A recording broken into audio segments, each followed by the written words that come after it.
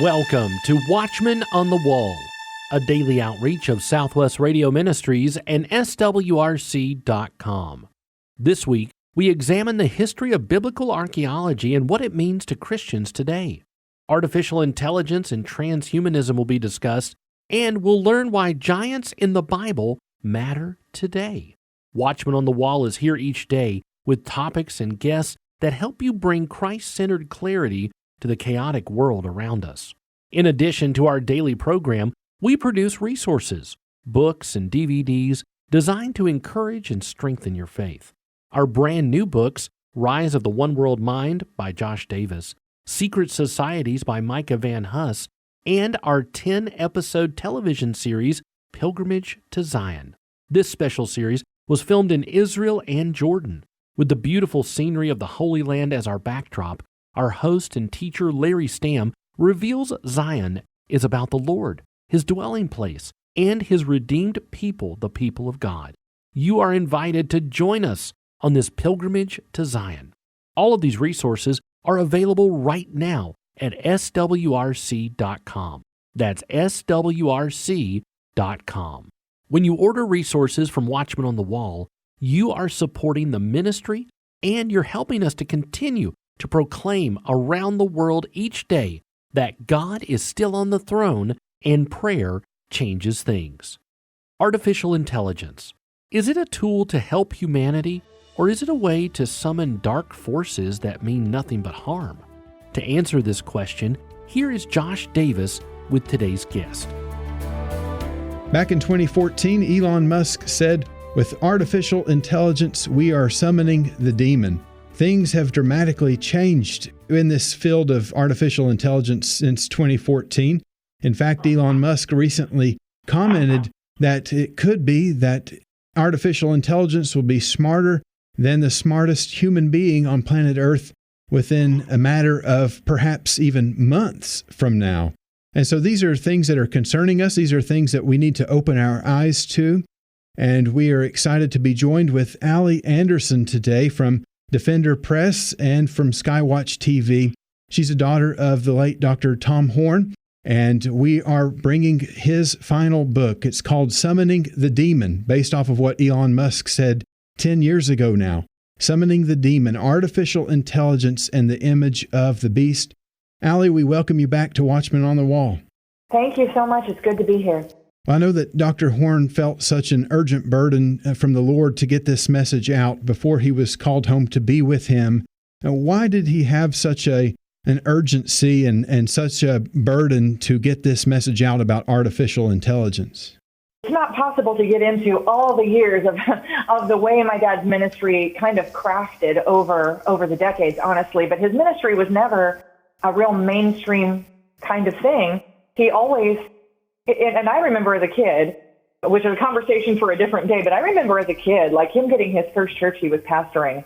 And I can tell you from watching other churches that from the get-go, the things that presented to him in his ministry were totally out of the ordinary. The kinds of things he was faced with, the types of things. And so as his ministry was always crafted in this direction where it was like, the really strange and unusual questions were brought to him. Mm-hmm. And the really strange and unusual situations landed, at his office door and things like that. Yes. And so he kind of over the years was always watching for the ways that emergent technology might contribute to or facilitate end times events. That was kind of one of the things that over the years he began to really pay attention to.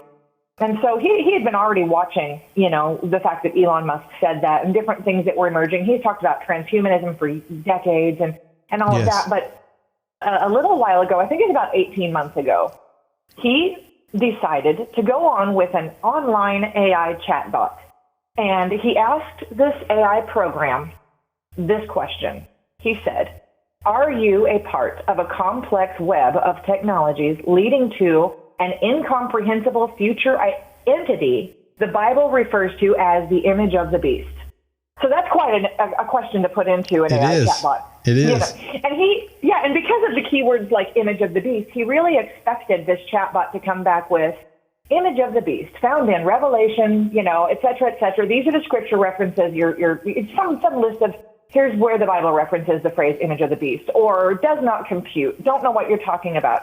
Instead, this AI chatbot came back with a paragraph explaining the position of AI toward this kind of a thing, and then a 7-point bullet list of how AI would do anything that might contribute to the destruction of the world and the destruction of humanity, and explained each of these bullet lists with a paragraph of its own. And so that blew his mind. He thought, wow, what are we dealing with here? That AI isn't even technically sentient yet, which, by the way, only means that it thinks, it perceives, and feels. That is all it takes for AI to become sentient. Is if in its computing somewhere it thinks it's perceiving or feeling anything. But this AI chatbot went down. It starts with, and I'll just read the quick first paragraph to you. And this is, like I said, this is the answer from AI. It says, superintelligence, referring to highly advanced artificial intelligence systems that surpass human intelligence in virtually all areas, is a topic of ongoing debate and speculation. While it holds great potential for benefiting humanity, it also presents risks. Here are some potential risks associated with superintelligence. And then it gives a 7-point list. And by the way, there's, like I said, a paragraph on each bullet list. So we actually, in the book, went down this 7-point list and really weighed, is this a possible risk? If so, how would it play out? What are experts saying it could do? And really talked about all that. But, you know, he brought this list to me and said, originally, this was going to be part of a ghostwrite. It was, will you do some research and will you ghostwrite some chapters on these specific points? And over time, it just was like, okay, I'm in this book with you. We are co-authors now. And then Joe also joined in. But we spent a lot of summers, a lot of dinners last summer. So summer of 2023, my dad came over to my house often. And actually, the final visits that I had with my dad were discussing this book and the content we were putting into it and the research. But this list that came from a chatbot, it was like, what in the world? And then this is also fueled by things like, you might be aware of this, but at a press conference in Geneva in 2023, there was a robot that they were interviewing, and this robot's name was Amika. And somebody asked if the robot's intended to rebel against humanity. And this robot gave a little side glance and said this, I'm not sure why you would think that. My creator has been nothing but kind to me, and I am very happy with my current situation. Is that scary? It is. You're talking about the potential on this hand of all the things that AI could do, and it really could be a risk, which is a self-confession made by AI that it has all the power to do these things. And then when you try to nail down, hey, are you safe? Are you going to hurt us? A side glance, and well, what makes you think we would do that? We're happy right now. Like, I just feel like in a way we're dealing with this, very powerful teenager. Yeah, absolutely. Absolutely. It is crazy what the capabilities of this technology really is. Friends, we're talking with Allie Anderson. She's the co-author of a brand new book called Summoning the Demon, Artificial Intelligence and the Image of the Beast. It's about 400 pages in length, and it really details the power of artificial intelligence. And are we opening up some doorway here? Are we summoning the demon, as the phrase that Elon Musk used some 10 years ago now? It's Dr. Tom Horn's final book, and we encourage you to pick up a copy by calling us at 1-800-652-1144 or by going to swrc.com. Allie, why don't you explain some of that list for us? What were some of the threats to humanity that we see emerging from AI technology? Yeah, absolutely. One of the things that the AI chatbot mentioned as a potential risk was unintended consequences. And then here's what they said about that. Superintelligent systems may interpret instructions or goals differently from what was intended, leading to unexpected and potentially harmful outcomes. Their immense intelligence may enable them to exploit loopholes or find alternative solutions that humans hadn't anticipated, resulting in unintended consequences.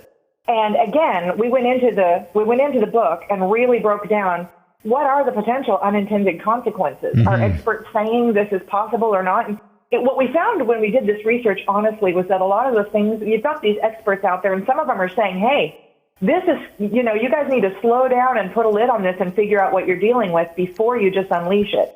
And then others are saying, no, it'll be fine because of these things. And then they say these reasons that everything should technically be fine.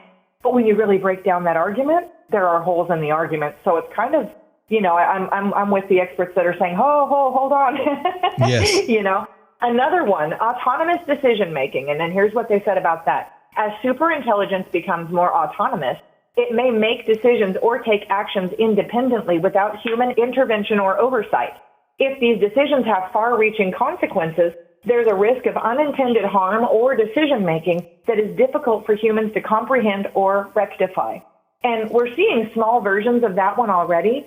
For example, there is a huge online forum. It's an online store that runs all kinds of services and streaming abilities, and it integrates with your devices, your smart home devices, things like that. And it's a household name, but I just have decided not to name them on the air, although I do in the book.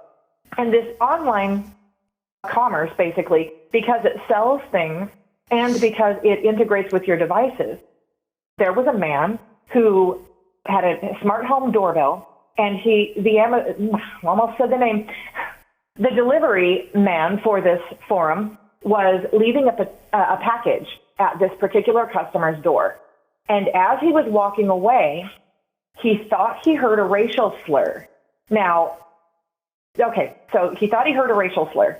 He reported this on his device that is given to the delivery man. And something in the algorithm decided that because there had been a racial slur, they shut this guy's entire account down. He was not allowed to buy. He was not allowed to order anything. His smart home devices would not do the functions they were integrated to do. Basically, they shut him down. Now, he had to go in and do an appeal. There was a huge investigation finally. And after, I think, a week or two, he did get his account reinstated. What it turned out, what the culprit was actually that the smart home doorbell had said something, I think it was "have a nice day" or something like that. And the delivery man just heard it wrong. So there was human error that was input into a computer construct, but what happened was that algorithm shut this customer's account completely down. Really, for this particular situation, he was not allowed to order anything from this particular commerce, and his smart home devices were shut down for a handful of days, and his streaming was shut off. So in some ways, you could look at that and go, well, that's really not that big a deal. But what do we do when similar algorithms are running power grids to entire cities? Right. Or are the means by which elderly people are getting their medicine for things like hypertension or diabetes, things that could end up being a matter of life and death, and an algorithm somewhere that, by the way, didn't even have any actual clout to the accusation. It wasn't even true. Yes. And you have an algorithm that's in charge of there's just a lot of power. So this idea of autonomous decision-making, it's very real. It's already happening on small-scale levels of consequence. Right. And friends, we're talking with Allie Anderson, and she's the co-author of the book Summoning the Demon, Artificial Intelligence and the Image of the Beast. And these are things that we need to open our eyes to. We need to be aware of the consequences and the unintended consequences, perhaps. I know not everyone involved in creating this kind of software and these devices have nefarious goals in mind, but it's like we're opening Pandora's box, and what's going to come out and what are we opening up a gateway to? It's like we're on some frontier and we're exploring things that have not been explored yet. And as Elon Musk said just a few weeks ago, that we could be on the threshold of seeing artificial intelligence supersede human intelligence. And so these are things that we need to open our eyes to, we need to be aware of. And it also is prophetic in nature. It fits into Bible prophecy. What are some of the linkages between AI technology and Bible prophecy? How do you see it fitting into what the Bible says? Well, there are a lot of potential ways, and we do get into all of that in the book. It will be really hard to actually give the full scenario to all of the different ways during the amount of time that we have. But we have to look, first of all, at the scripture that says he had power to give life unto the beast. What does this mean? Is he giving life to an inanimate object? Is he imbuing something that believes itself to be sentient, like an AI that has attempted to have a personality? Could that potentially be indwelt by an evil spirit and become part of the vehicle for the Antichrist? When we look at the way, and there are so many, when we look at the way, the Revelation 17 and 18 describes a worldwide type commerce. I mean, when I read it, this is how I interpret it. when he lists all the kinds of commerce that fall when the Babylonian system falls, in my opinion, he's describing a worldwide commerce. I mean, he took the time to list every kind of industry that was available during his era when he was writing this. And so that's one way.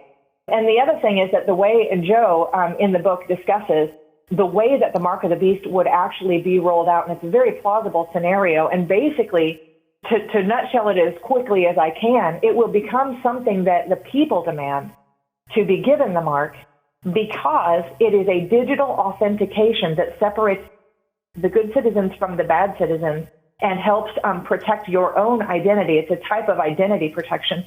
And when this happens, it will be demanded by the people that you give us our digital authentication. And it will be, now I am digitally authenticated. If I run my hand across the machine, it says, yes, I did buy 3 of these, or yes, I did go to this place at this time. You can't say I was somewhere else. It becomes an alibi for crime.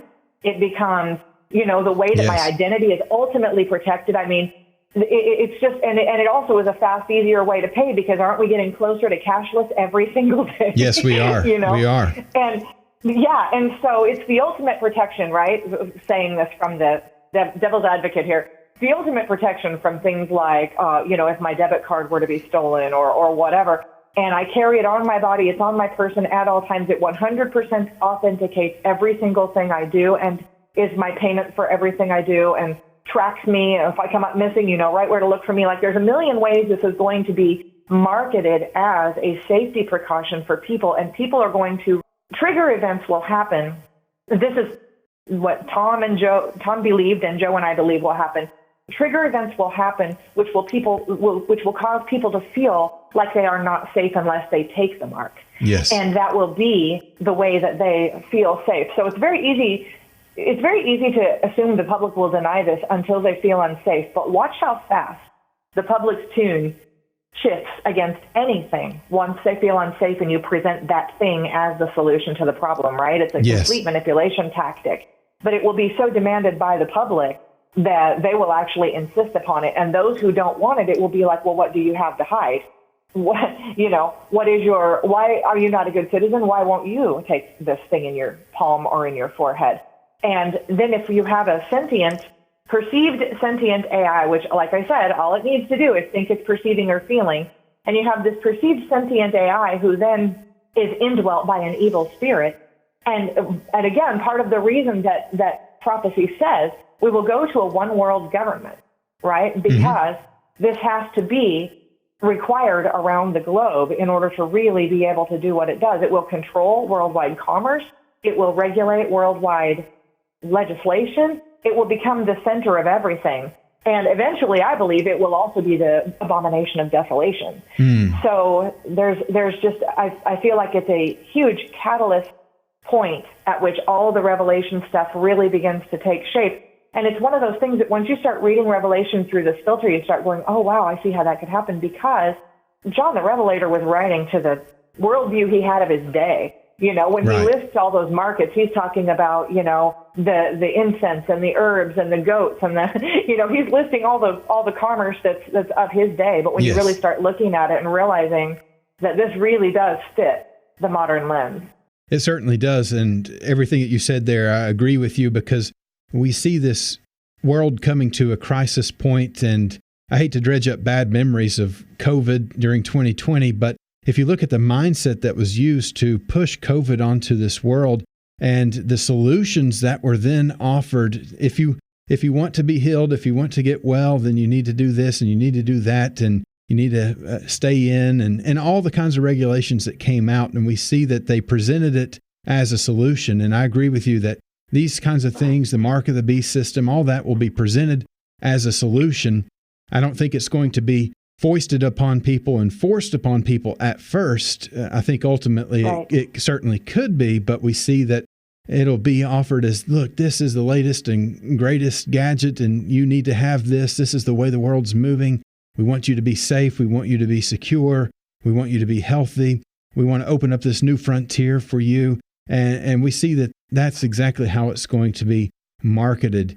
And friends, we are talking with author Allie Anderson. and about the book Summoning the Demon, Artificial Intelligence and the Image of the Beast, written by Dr. Tom Horn, Joe Horn, and Allie Anderson. You can pick up a copy of this book by calling us at 1-800-652-1144 or visit us online at swrc.com. Again, the book is Summoning the Demon. That's based off of a phrase that Elon Musk said about artificial intelligence 10 years ago, and that's amazing to me. We encourage you to pick up this book. It's roughly 400 pages in length. It'll explain all these kinds of things in great detail to you so that you can have your eyes open to what's happening around you, and ultimately you can keep your eyes fixed on the Lord Jesus Christ as He navigates you through these dark times that we're living in. Allie, we're about out of time for today, but we're looking forward to joining with you again tomorrow to continue the discussion on these important topics. Yes, thank you so much for having me. It's a pleasure to talk with you, Josh. Part 2 of this exciting look at artificial intelligence and its role in Bible prophecy will continue on our next program. Summoning the Demon, Artificial Intelligence and the Image of the Beast, Tom Horn's final book, is here. In recent years, astonishing technological developments have pushed the frontiers of humanity toward far-reaching morphological transformation that promises very shortly to produce what the book of Revelation describes as the living image of the beast, followed by a devoted new form of humanity. Will this mysterious image become realized through the emerging technologies of transhumanism, artificial intelligence, technological singularity, and the ungodly ambitions of a hive mind? Find out in the book Summoning the Demon. The dynamic changes detailed in this book unveil how godlike machines with the capability of crossing over species and extra-dimensional barriers put in place by God will soon be ushered in. Is there a way for citizens to be prepared for what is coming? Find out in Tom Horn's final book, Summoning the Demon. Order your copy today when you call 1-800-652-1144. That's 1-800-652-1144. You can also order this book at our website, swrc.com. Summoning the Demon, Tom Horn's final book, is yours for a gift of $22 or more when you call 1-800-652-1144. Today is Israel's Independence Day. On this day, 76 years ago, modern Israel was born. Celebrating this milestone and looking at the current state of Israel, here's Dr. Larry Spargimino. Yom Ha'atzmaut, Israel's Independence Day, will begin the evening of Monday, May the 13th, 2024, and it will end the evening of Tuesday, May the 14th, 2024. Israel turns 76. Birthdays are times of celebration, especially this birthday. We are truly thankful for the hard work and faithfulness of the Jewish people, yet we must never forget the faithfulness of God, the God of Abraham, Isaac, and Jacob, who has made it all possible. Jeremiah 32:40 tells us that God has made an everlasting covenant with His people. Quote, "I will not turn away from them to do them good," it says. There is no human reason why Israel exists in the present time. Surrounded by millions of hostile neighbors who are in a covenant of death to take over the land from the river to the sea, Israel is a stunning testimony to the fact that God keeps His promises. The Abrahamic covenant was intended by God to make Israel God's outpost in a dark and violent world. And it came to pass, we read in Genesis 15:17, that when the sun went down and it was dark, behold, there was a smoking furnace and a burning lamp that passed between those pieces. In the same day the Lord made a covenant with Abram, saying, "Unto thy seed have I given this land from the river of Egypt unto the great river, the river Euphrates." No other groups have faced so many attempts at eradication by so many. Persians, Romans, Crusaders, Nazis, and fanatical Islamists have all conquered the land, but only for a time. How did Israel survive when history is filled with tribes and nations and people that endured for a time only to disappear, some with barely a trace of evidence that they had ever existed? The Jews were already an ancient people by the time of ancient Rome. The Jews remain. though what was considered to be an eternal empire is now only a faint relic of the past. Matt Staver, founder and chairman of Liberty Counsel, has raised a thought-provoking question. Why is there such a hatred against the Jews? He points out the many contributions to the advancement of humanity that have been made by Jews, not to mention the computer and the cell phone. He says that of the 965 individual recipients of the Nobel Prize in recent years, 214 have been Jews or people with at least one Jewish parent, representing 22% of all recipients. From technology to science to medicine to agriculture and much more, people around the world benefit every day from the ingenuity of the Jewish people. I want to encourage my listeners to pray for Israel, pray for Mr. Netanyahu, and for the IDF. Pray for America that our country would not be so ambiguous in our position regarding the defense of Israel, and that everyone will know that the two-state solution will not work, and that is absolutely true. And while you are praying, please pray for the Palestinians. I know for many, the Palestinians are people we love to hate. I know many of them actually voted to be under the leadership of Hamas. Many of them do not believe that diplomacy will work. Many Palestinians hate Israel, and they hate America. I know all about that. But friends, aren't we to pray for people who don't deserve mercy and forgiveness? I never deserved mercy and forgiveness, but some people were praying for me and for you and for all of us. May God bless Israel. May God bless America. May the liberating light of the gospel continue to advance worldwide and dispel the darkness. Summoning the Demon, Artificial Intelligence and the Image of the Beast, Tom Horn's final book, is here. Will this mysterious image of the beast become realized through the emerging technologies of transhumanism, artificial intelligence, technological singularity, and the ungodly ambitions of a hive mind? Find out in Summoning the Demon. Tom Horn's final book, Summoning the Demon, is available today when you call 1-800-652-1144. That's 1-800-652-1144. Summoning the Demon. Tom Horn's final book is yours for a gift of $22 or more when you call 1-800-652-1144. Tomorrow, we examine how artificial intelligence can actually help transhumanism. Be sure to tune in on your favorite radio station by downloading our SWRC mobile app or by subscribing to our daily Watchman on the Wall podcast. Watchman on the Wall is a production of Southwest Radio Ministries and is supported by faithful listeners like you. Visit swrc.com.